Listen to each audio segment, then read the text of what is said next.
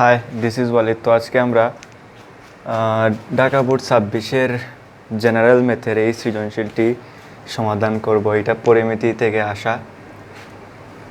তো এইটা আমরা এখন সমাধান করব। তো ক নম্বরে বলা হয়েছে যে একটি বৃত্তচাপ কেন্দ্রে 60 ডিগ্রি কোণ উৎপন্ন করে বৃত্তের ব্যাস 150। কেন্দ্রে 60 ডিগ্রি কোণ উৎপন্ন করে। আমরা লিখি যে কেন্দ্রে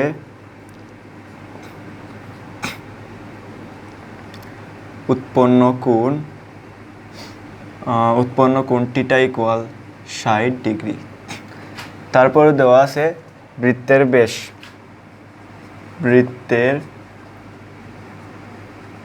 ব্যাস ডি ইকুয়াল লিখতে পারি 150 সেন্টিমিটার। এখান থেকে আমরা ব্যাসার্ধ লিখতে পারি ব্যাসার্ধ আর ইকুয়াল 150 ডিভাইডেড বাই 2, এইটা হবে 75 সেন্টিমিটার। তো আমরা ব্যাসকে যে ডি দিয়ে প্রকাশ করলাম এবং ব্যাসার্ধ আর দিয়ে, বা ব্যাসকে আমরা 2 পাই দিয়ে প্রকাশ করতে পারি, ডি দিলেও সমস্যা নাই। এখন বলা হয়েছে যে চাপের দৈর্ঘ্য নির্ণয় করো। আমরা জানি চাপের দৈর্ঘ্য S equal pi R theta divided by 180 degree. এইটা হলো গিয়ে চাপের দৈর্ঘ্যের সূত্র। এখন যদি আমরা মান বসাই যে পাই আর এর মান আমরা পেয়েছি 75, থিটা পেয়েছি আমরা 60 ডিগ্রি, তারপর আমরা 180 ডিগ্রি নিলাম। এখন 60 18, এটা যদি এইটা দিয়ে কেটে দেই, এটা আমরা পাবো 3।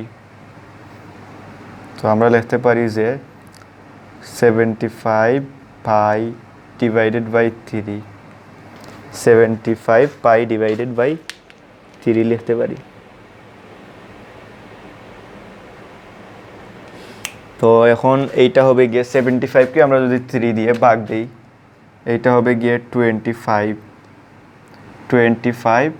পাই, 25 ইন্টু পাইয়ের মান তো আমরা জানি 3.1416, 25 ইন্টু 3.1416, এইটা যদি আমরা 25-এর সাথে গুণ দেই 78.54 পাবো। এইটাই আমাদের ক নম্বরের সমাধান।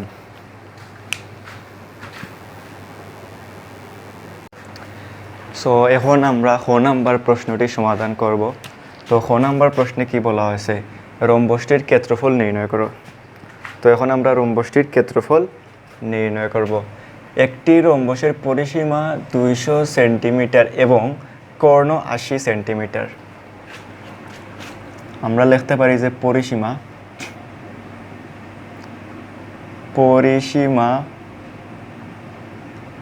Equal 200 centimetre. রম্বসের পরিসীমা লিখব যে রম্বসের পরিসীমা ইকুয়াল 200 সেন্টিমিটার। তাহলে একটি বাহুর দৈর্ঘ্য হবে, রম্বসের যেহেতু 4টি বাহু থাকে, এটা হবে গিয়ে 50 সেন্টিমিটার। রম্বসের তো 4টি বাহু, পরিসীমা অর্থ হলো গিয়ে যে 4টি বাহুর যোগফল। তো একটা বাহুর যে দৈর্ঘ্য আমরা নির্ণয় করলাম। এখন দেওয়া আছে যে কর্ণ যদি আমরা ধরি D1 দেওয়া আছে 80 সেন্টিমিটার। এখন বলা হয়েছে ক্ষেত্রফল নির্ণয় করো। তো ক্ষেত্রফল নির্ণয় করতে হলে আমাদের কর্ণ তো আরেকটি লাগবে, D1 এবং D2 লাগবে। D2 আমাদের কাছে নাই, এই D2 আমরা নির্ণয় করব। তো আমরা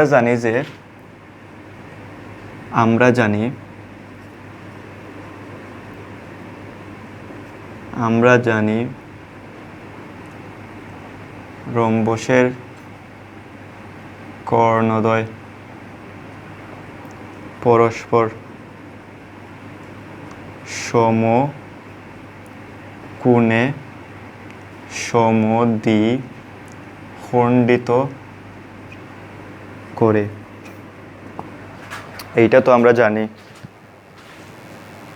রম্বসের কর্ণদ্বয় পরস্পর সমকোণে সমদ্বিখণ্ডিত করে। এখানে আমি যদি চিত্রটা আঁকি, এখানে রম্বস,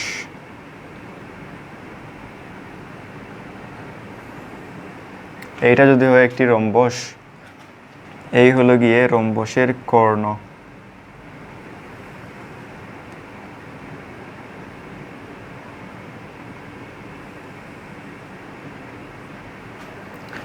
এটা হলো গিয়ে রম্বসের কর্ণ। রম্বসের আমরা নামকরণ করি এ বি সি ডি। এখন এই যে একটি বাহু মান আমরা পেয়ে গেলাম, এটা হলো গিয়ে কত পেয়েছি, 50 সেন্টিমিটার। এবং এই যে এখানে আমরা D2 এর বদলে এইখানে আমরা লিখি যে D1 এর না, এখানে D2 যে আমরা দেই, এরপরে আমরা লিখব। তো আমরা জানি যে রম্বসের কর্ণদ্বয় পরস্পরকে সমকোণে সমদ্বিখণ্ডিত করে। তার মানে এই যে এইটা সমান, এই যে এইটা রয়েছে, এইটা যতটুকু এইটাই ততটুকু। এটা যদি হয় 50 সেন্টিমিটার, এইটা হবে 50 সেন্টিমিটার। এইটা যদি হয় 10 সেন্টিমিটার, এইটাও হবে 10 সেন্টিমিটার। তো এখানে একটি কর্ণ দেওয়া আছে D1 = 80 সেন্টিমিটার। তো আমরা লিখতে পারি যে কর্ণের অর্ধেক দৈর্ঘ্য, এই যে 80-কে আমরা 2 দিয়ে ভাগ দিব, এটা হবে 40 সেন্টিমিটার। তো আমরা একটি কর্ণের অর্ধেক দৈর্ঘ্য পেয়ে গেলাম, এটা আমরা পেলাম 40 সেন্টিমিটার। তো এইটা 40, এইটা 40, দুইটা মিলে 80, এজন্য আমরা 2 দিয়ে ভাগ দিয়ে পেলাম 40। এখন এই যে এইটার মান আমরা পেয়ে গেলাম, এইটার মান আমরা পেয়ে গেলাম। আমি একটু দেখে নেই।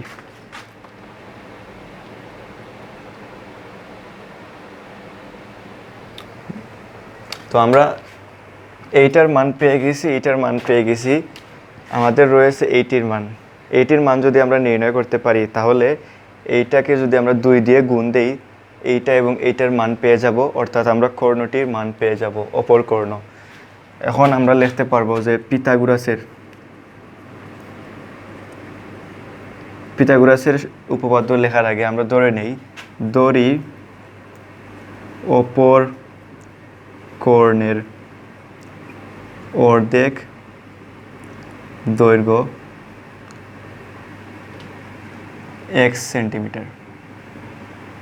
অপর কর্ণের অর্ধেক দৈর্ঘ্য আমরা ধরে নিয়েছি 1 সেন্টিমিটার। এখন লিখব যে পিথাগোরাসের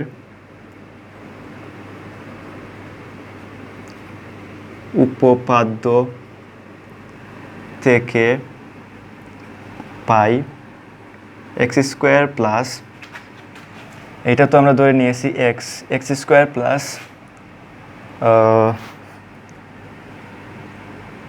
50², অতিভুজ স্কোয়ার সমান ভূমি স্কোয়ার যোগ লম্ব স্কোয়ার। এটা যদি হয় ভূমি, এটা লম্ব, এটা অতিভুজ। তো অতিভুজ স্কোয়ার সমান ভূমি স্কোয়ার প্লাস লম্ব স্কোয়ার। এখন x² দিব আমরা, এই যে 50² মাইনাস 40² দিব। এইটা এইদিকে প্লাস আছে, অপর পাশে গেলে মাইনাস হয়ে যাবে। তো অপর পাশে গিয়ে মাইনাস হয়ে যাবে, এইটা হবে গিয়ে 900। এইটা আপনারা ক্যালকুলেটরে বসান, এইটা হবে গিয়ে 900। এখন যদি এই যে x² এর স্কোয়ারটা যদি অপর পাশে চলে যায়, এটা √ওভার হয়ে যাবে 900। সুতরাং x এর মান পাবো আমরা 30। এখন তো আমরা এই যে অর্ধেকের মান পেয়ে গেলাম 30, এইটার মান পেতে হলে আমরা 2 দিয়ে গুণ দিব। সুতরাং যে অপর কর্ণের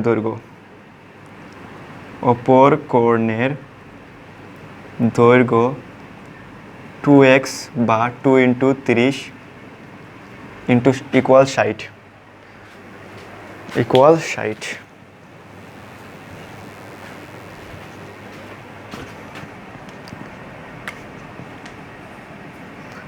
তো আমরা অপর কোণের দৈর্ঘ্য এইটা আমরা পেয়ে গেলাম কত, এইটা সমান আমরা পেলাম 60, এইটা সমান আমরা পেলাম কত 60।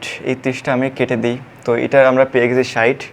এখন আমাদের যে ক্ষেত্রফল আমরা নির্ণয় করতে পারবো, ক্ষেত্রফল আমরা নির্ণয় করতে পারবো। তো এইটুকু আপনারা তুলে নেন, আমরা এখন ক্ষেত্রফল নির্ণয় করব। এইটাকে আমরা যদি এইভাবে লিখি d2 equal 60 centimetre, d2 equal 60 centimetre. So এখন আমরা ক্ষেত্রফল নির্ণয় করব।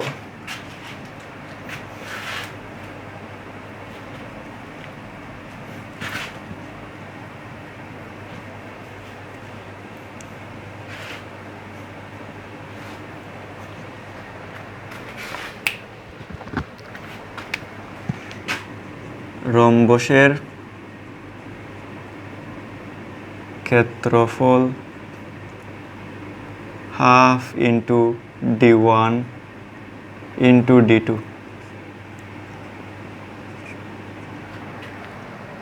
আমরা মান বসাই, d1 এর মান পেয়েছি 80 দেওয়া ছিল, d2 মান আমরা নির্ণয় করলাম 60। এইটা যদি আমরা ক্যালকুলেটরে বসাই এইটা আমরা পাবো 2400।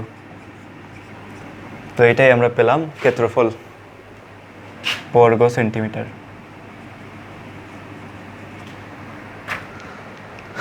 তো আমরা ক্ষেত্রফল নির্ণয় করলাম, এটাই আমাদের যে খ নম্বর প্রশ্নের সমাধান।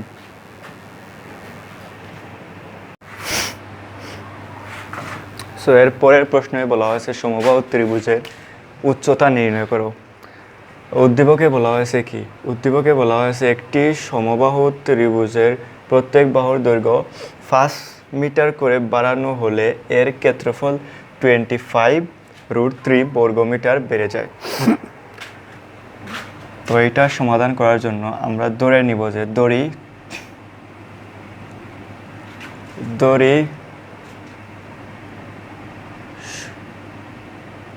দড়ি সমবাহু ত্রিভুজের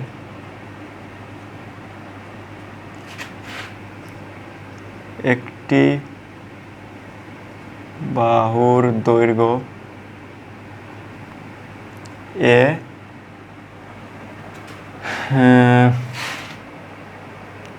মিটার, এ ধরলাম। তারপর আমরা ধরবো যে এখন যদি এ মিটার হয় তাহলে ক্ষেত্রফল কি হবে, ক্ষেত্রফল, সুতরাং ক্ষেত্রফল হবে, ক্ষেত্রফলের সূত্র 3/4 বাহু স্কোয়ার বা এ স্কোয়ার। এখন বলা হয়েছে যে প্রত্যেক বাহুর দৈর্ঘ্য 5 মিটার করে বাড়ানো হলে প্রত্যেক বাহুর দৈর্ঘ্য 5 মিটার করে বাড়ানো হলে নতুন বাহুর দৈর্ঘ্য হবে, বাহুর দৈর্ঘ্য a+5 মিটার, কারণ প্রত্যেক বাহুর দৈর্ঘ্য 5 মিটার করে বাড়ানো হয়েছে। সুতরাং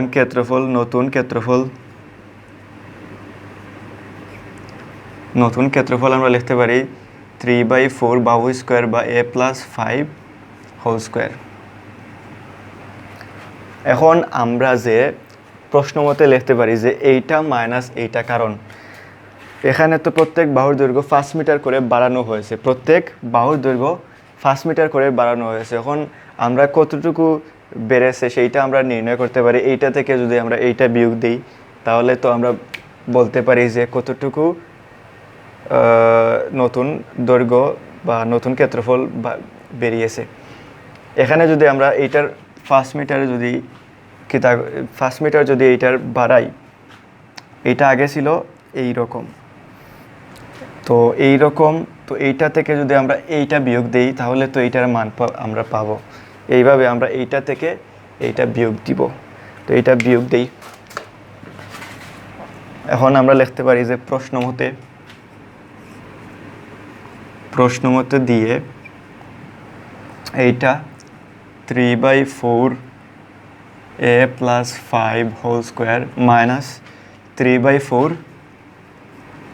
a স্কোয়ার, এইটা সমান যে এর ক্ষেত্রফল বাড়ানো হলে এর ক্ষেত্রফল হবে 25√3 বর্গমিটার। 25√3 বর্গমিটার। 25√3 বর্গমিটার। এখন আমরা এইটুকু মুছে দেই, এইটুকু আপনারা তুলে নিন।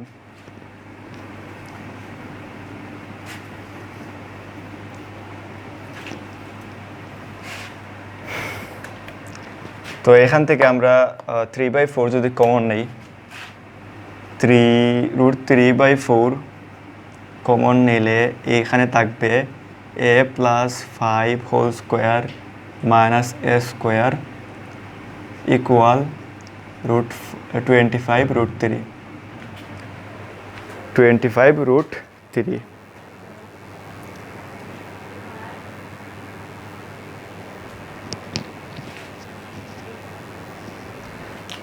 √3/4।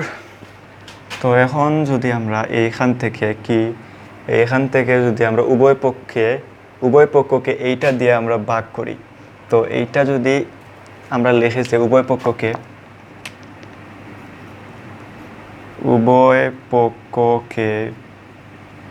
√3 দ্বারা ভাগ করি এবং 4 দ্বারা গুণ করে পাই।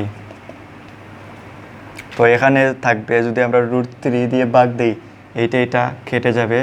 তো এখানে কোনো কিছু থাকবে না। এখানে আমরা লিখি a plus 5 whole square minus a square. এইখানে যদি আমরা এইটাকে যদি এইটা আমি একটু ভেঙে দেখাই আপনাদের। এইটাকে যদি আমরা যে এইটা দিয়ে ভাগ করি √3/4, তো এখানে কি হবে? এখানে হবে গিয়ে এই যে √3 দিয়ে আমরা ভাগ করলাম, √3 দিয়ে আমরা ভাগ করব, এইটা কেটে যাবে। এবং যদি আমরা 4 দিয়ে গুণ করি, এখানে গুণ 4 এসে বসবে। এটা আশা করি আপনারা বুঝতে পেরেছেন। তো a plus b whole square, এখানে সূত্র হবে a plus b whole square, a square plus 2ab plus whole square minus a square, এইটা হবে গিয়ে 100। এখানে a square plus 2 5 10 a plus 25 minus a square equal 100। এই যে a স্কোয়ার কেটে যাবে, এখানে থাকবে 10a প্লাস 25 ইকুয়াল 100 বা 10a ইকুয়াল 100 মাইনাস 25, বা আমরা লিখতে পারি a ইকুয়াল আমরা লিখতে পারি যে 100 থেকে যদি 25 বিয়োগ দিই, এটা হবে গিয়ে 75 ডিভাইডেড বাই 10। সুতরাং এর মান আমরা কত পাবো? 7.5 পাবো। 7.5। তো এর মান আমরা পেয়ে গেলাম। এইটা আপনারা তুলে নেন, এইটা আমি মুছে দিব। এর মান আমরা পেয়ে গেলাম। এখন আমাদের বলা হয়েছে যে উচ্চতা নির্ণয় করতে।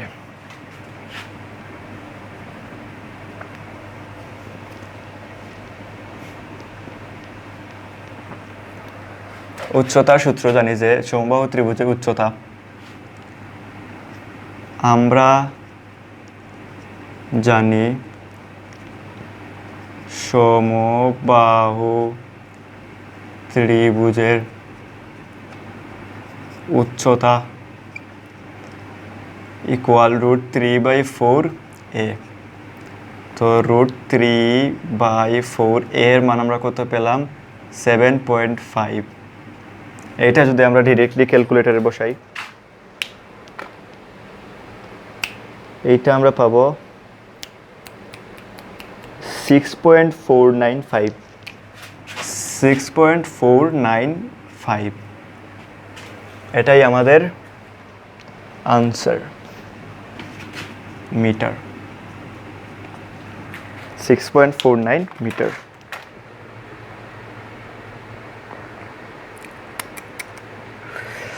সো আশা করি আপনারা এই সৃজনশীলটি বুঝতে পেরেছেন। তো দেখা হবে আপনাদের সাথে পরবর্তী ক্লাসে।